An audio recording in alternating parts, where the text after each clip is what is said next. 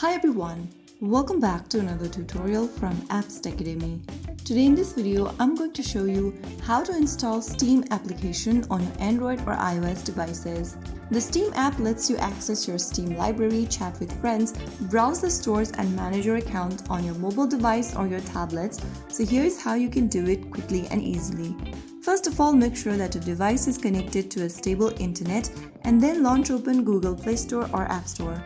In the search bar, type in Steam and search. From the search results, look for the Steam application from Valve Corporation and tap on Install to begin the download process. On your iOS device, you'll need to tap on Get and authenticate with your Face ID, Touch ID or your Apple ID password. Once the application is installed, tap on Open and you have successfully downloaded and installed the Steam application on your Android or iOS. You can now go ahead and create a new account if you don't have one, or sign into your existing account by entering your account's name and password. That is how you super easily download and install Steam application on your device.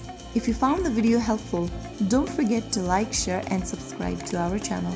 I will be back again in the next episode. Thank you for watching.